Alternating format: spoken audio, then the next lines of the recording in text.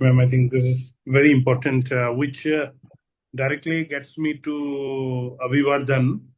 You have, I think, the best window to the capacity building in this country. As president of the Indian Society for Artificial Intelligence and Law, the aspirations of the overall participants in the sector, and then how we are positioning ourselves in this, geopolitics play around AI, all of that. So you have a much wider perspective, but just Um, from a private sector perspective, I think the geopolitics of AI has to be seen with the lens of how the AI community globally is. So, for example, we usually think that with the rise of social media companies and fintech companies, we used to think that uh, digital tech uh, entities can be corporatized in a way which are too centralized.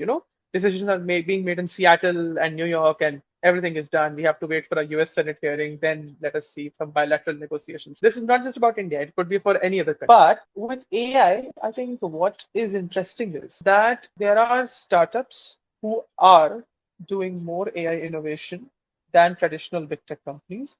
The only exception in the big tech probably is Google and at Max Salesforce in enterprise and research side of AI, R&D. And how does that affect the geopolitics?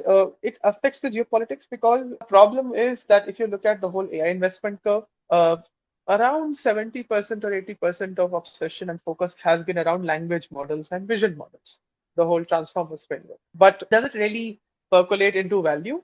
Well, if we look at from a perspective of data labeling and data extraction, which uh, uh, some speakers really pointed out. Yes, that helps investors. Does it have any geoeconomic impact? Because I'm not referring to the semiconductor landscape at all.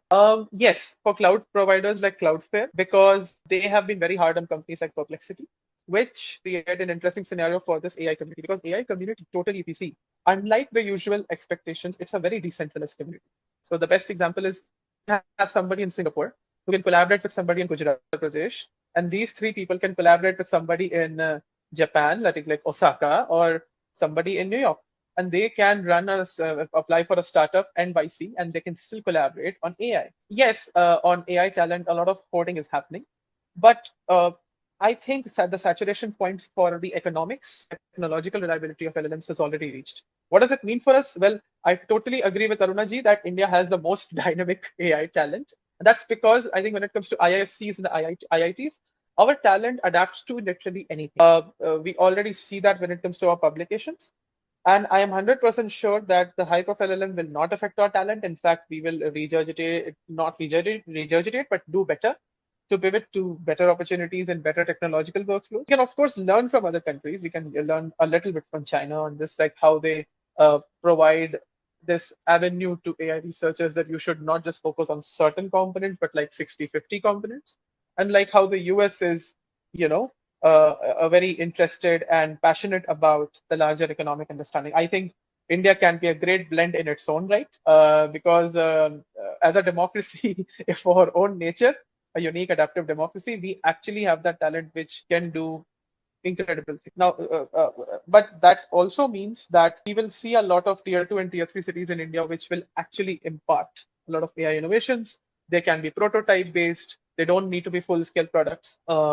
I think at a diplomatic level, saturation is set to happen because while AI risks are a problem, despite the technological limitations of LLMs, and there are cybersecurity risks for sure. There are IP issues. Anthropic just settled at a very high cost in the US, but a Beijing IP court hearing says something otherwise, or economic rights and not necessarily copyright. So um, I don't think that that form of regulatory arbitrage in AI. I'm not talking about data. I'm not talking about issues of privacy. That is GDPR. That is DPDP. That's a very separate territory.